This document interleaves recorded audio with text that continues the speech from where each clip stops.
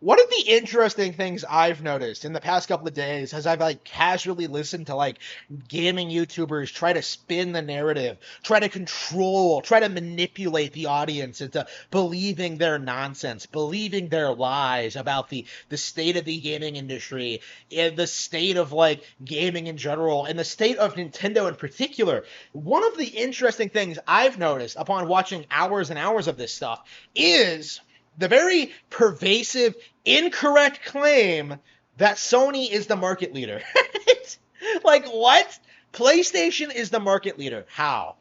They stopped producing handhelds. Console sales are way down. Their first party studios have been taken. Like, how exactly are Sony the market leaders in anything right now? I would put like Apple over them. I'd put like Valve over them. I'd put Nintendo over them. Well, Nintendo is the real market leader after all. But like, there's this very real pervasive narrative among snoys, the Snony ponies, like the fanboys in the gaming journalism sphere in the industry on YouTube to like try and present this narrative that like Sony, because of it's a massive Japanese conglomerate, like that somehow they're bigger, more relevant than Nintendo when it comes to gaming, which is not true, has never been true in any way, shape, or form. But like, especially right now with like the Switch being as popular as it is, like they're really start trying to beat it into your head that like, no, the PlayStation is where the real games are.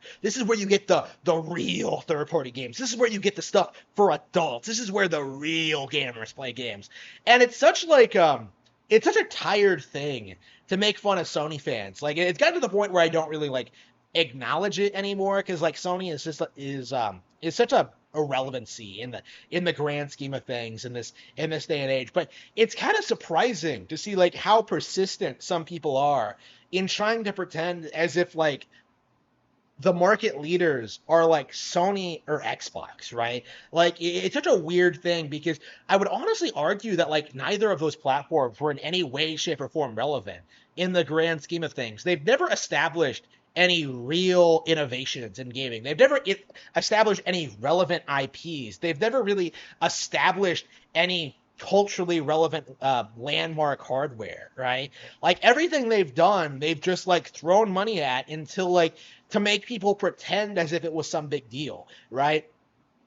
Final Fantasy VII, I think, is a really good example of that. Is it better than Final Fantasy VI? No. But because Sony gave Square such a huge marketing budget, because they, like, did that thing where they just pretended that, like, ooh, N64 couldn't run this. Like, when they did that, like, huge promotion thing, like, it became surface level extremely popular, but like that's completely different than like real popularity, because real gamers would have played Final Fantasy VII and they went back, played stuff like 6, 5, 4, the original Final Fantasy, and kind of realized the value of these older games. They discovered stuff like Dragon Quest. They discovered like other RPGs at the time. They became invested in what was going on, and these were the people that were eventually burnt as Square moved away from like making those kind of games and becoming more Western oriented, which was entirely because of their attempts at appeasing the Sony empire, right?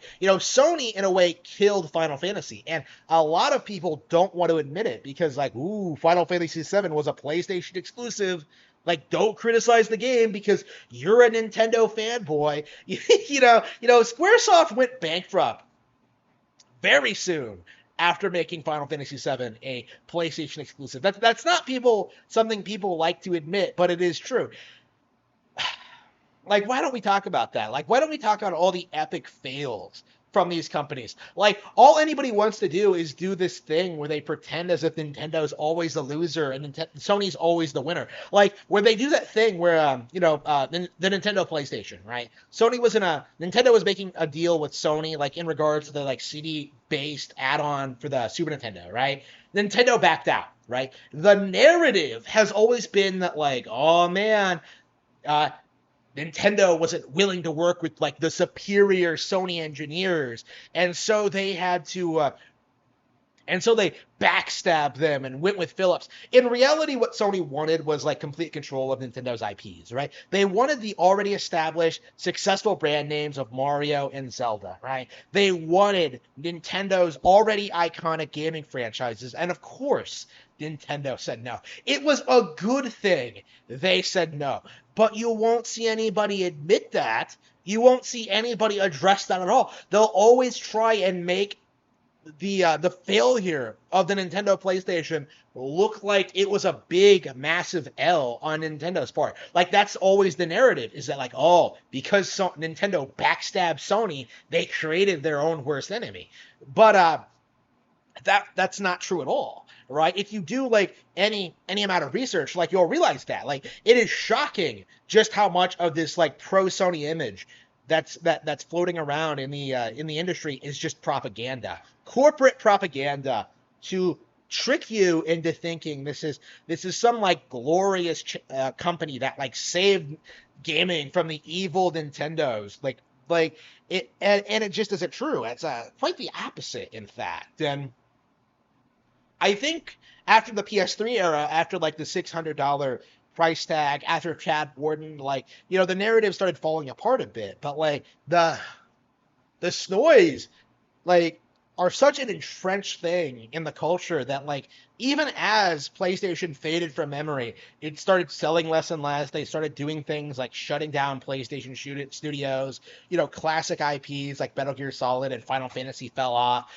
Games like The Last of Us came out initially to great critical acclaim, only to become like kind of mocked and derided later on. Like, it's been like a slow, gradual process to get to this point where like Sony is universally considered a joke, but there are still a handful of people out there who just religiously hang on to like everything Sony does. And to the point where a lot of people genuinely think that like Sony can be considered the market leader, which doesn't make any sense at all. Like, by what metric are they succeeding in the console space? Like, they're bleeding money. They're shutting down all their studios. Naughty Dog is like laying off a bunch of people after failing to produce a project they already announced, right? Like, what about this indicates like a healthy development cycle to you, right? Whereas Nintendo is putting out like new stellar games basically every month, right? Like, it's crazy. Like, when you just compare the two, when you just see just how much stronger Nintendo is, like hardware wise, software wise, studio wise, like general just variety of IP wise, like how exactly is PlayStation beating that out ever? All anyone can do, and this is all they've ever done, is like bleed on about how like the AAA games are coming, the first party games are coming. Okay, like, what first party games? Don't tell me God of War. God of War was dead by the second game. Don't tell me Spider-Man. All they can do is just say that like, oh, someday they're gonna put out a game. Someday we're going to get a good game on PlayStation that'll blow Zelda out of the water. And we're at the point now where Nintendo can pump out Breath of the Wild, which is in and of itself a unique, innovative, fresh take on the open world genre, and put out a sequel before Sony could even like do anything about it.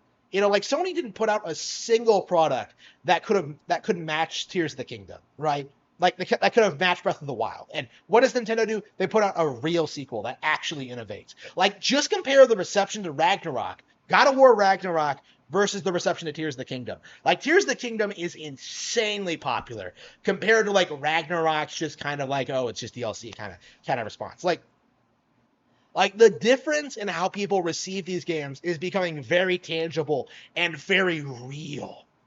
Like you cannot convince me that Sony can bring out anything that can topple Nintendo Switch at this point in time, right? It's just not going to happen. Like, there's a reason why Pretendo YouTubers are so adamant and like, oh, the Nintendo Switch hardware is old.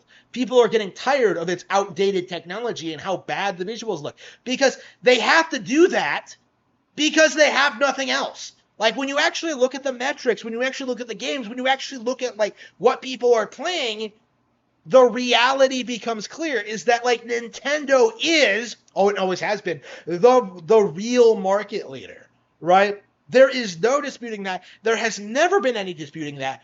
But there are certain interests in this corporate landscape that desperately want you to believe otherwise. And Sony is one of those like companies that is desperately trying to prop up the narrative.